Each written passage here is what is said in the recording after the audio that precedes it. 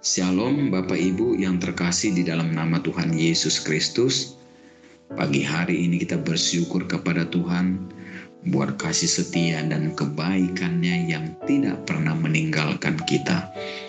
Pagi hari ini sebelum kita menikmati berkat-berkat Tuhan, kita akan merenungkan kebenaran firman-Nya dalam segmen Sabda Hidup yang kita beri judul pada pagi hari ini, Tuhan sumber kuatku, yang terambil dari satu nats Alkitab di dalam kitab Yesaya pasal yang ke-40 ayat yang ke-28. Demikian firman Tuhan. Ia tidak menjadi lelah dan tidak menjadi lesu. Saudara-saudaraku yang terkasih di dalam nama Tuhan Yesus Kristus, kita tahu Rasul Paulus adalah tokoh yang sangat dipakai oleh Tuhan. Rasul Paulus menulis di dalam kitab 2 Korintus pasal yang ke-12 ayat yang ke-10. Sebab jika aku lemah, maka aku kuat. Paulus di dalam ayat ini berbicara tentang kekuatan rohani. Kalau kita melihat di dalam 2 Korintus pasal yang ke-12 ayat yang ke-9 dikatakan, tetapi ia tahu bahwa dalam kelemahanlah kuasa Allah menjadi sempurna. Ini pernyataan Rasul Paulus yang cukup terkenal. Sekalipun secara lahiriah dia lemah karena berbagai tekanan hidup yang dia alami, tetapi secara rohani dia semakin kuat di dalam Tuhan.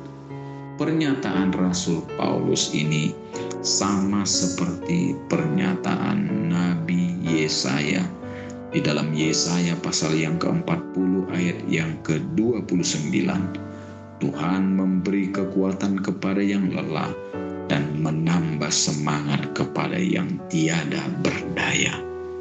Bapak, Ibu, Saudaraku yang terkasih di dalam nama Tuhan Yesus Kristus, pertanyaan bagi kita semua pada pagi hari ini, bagaimana caranya memiliki kekuatan seperti itu?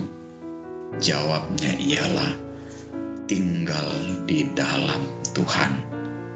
Yohanes pasal yang ke-15 ayat yang ke-5 mengatakan, di luar aku atau di luar Tuhan, kamu tidak dapat berbuat apa-apa.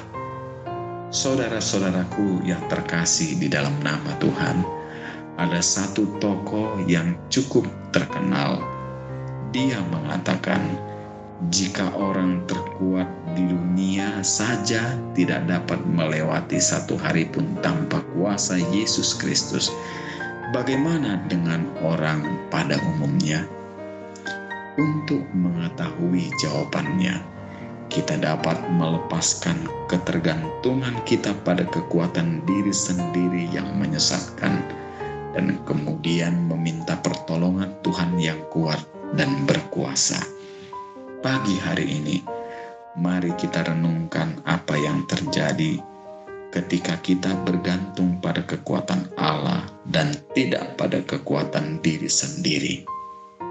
Yang terjadi adalah sesuatu yang dahsyat dan yang luar biasa ada pada kehidupan kita.